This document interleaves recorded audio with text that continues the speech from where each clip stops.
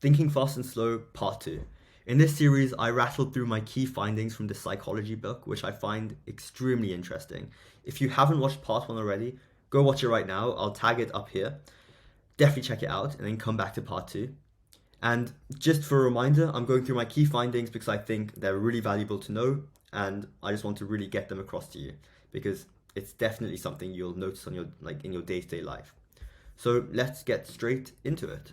We have two different apparatuses called memory cells, both of which remember a situation differently. Let me give you a situation. Let's say you're at the dentist and there's a really painful procedure the dentist has to do, but it's extremely short. There's the experiencing self and the remembering self for this memory. The experiencing self is during the moment, which records how we feel in the present moment.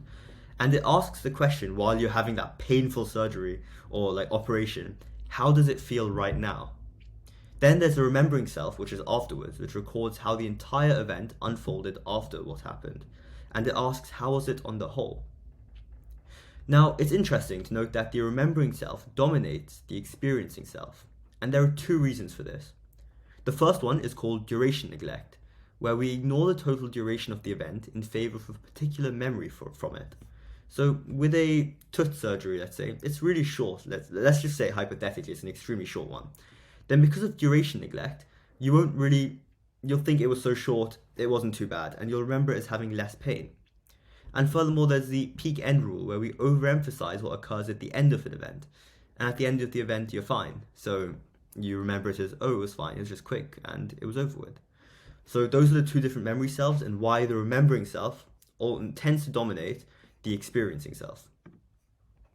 Now, you can also consciously influence, this is on a totally separate note, you can consciously influence the amount of energy the mind uses to get in the right frame of mind for certain tasks. If you want a message to be persuasive, for example, try promoting something called cognitive ease in the other person. And one way to do this is to expose ourselves to repetitive information or expose someone else to repetitive information. If information is repeated to us or made very memorable, it becomes extremely persuasive. And this is because our mind has evolved, well, not physically evolved, but it's become used to reacting positively when repeatedly exposed to the same clear messages. So when an individual or you see the same message, something familiar, we enter a state of cognitive ease. And this makes it easier to be persuaded. Whereas there's cognitive strain, which helps us succeed at things like statistical problems when we've seen something we're not used to and we're really thinking. So remember, if you're trying to persuade someone, try to get them into a state of cognitive ease. Or try to get yourself in cognitive strain when you're trying to do something really tricky. Now, next is, on another note once again, denominator neglect. And this occurs when individuals ignore plain statistics in favor of vivid mental images that influence our decisions. And this tends to be very, very apparent on news, on ads, etc. So let me give you two statements which I've written over here. Let me just move myself. One statement is, this drug protects children from disease X, but has a 0.001% chance of permanent disfigurement. The other one is, one of 100,000 children who take this drug will be permanently disfigured. Now, we both know that these statements are the same thing, but the latter statement brings into mind a disfigured child and is much more influential, which is why it would make, let's say, a parent less likely to administer the drug, which is also interesting. Look out for that on the news or in ads. See if people are trying to use the denominator neglect on you in an opposite way to make you more likely to buy something. Now, the author of this book, Kahneman, he suggested something called prospect theory, which challenges utility theory, which utility theory is saying we choose something for the most utility, but prospect theory says that we don't always act in the most rational way. Prospect theory helps to explain why this is the case, and it highlights at least two reasons why we don't act rationally, and both of them either feature our loss aversion, both of these feature our loss aversion, as in we fear losses more than gains. So, and the second one is that we're influenced by the diminishing sensitivity principle. So value is perceived differently. So let me first explain the first one. People, even if someone's at higher point, as shown in this graph, because they've lost, they feel more pain than someone who's at a lower point who's gained because of that fear of loss aversion.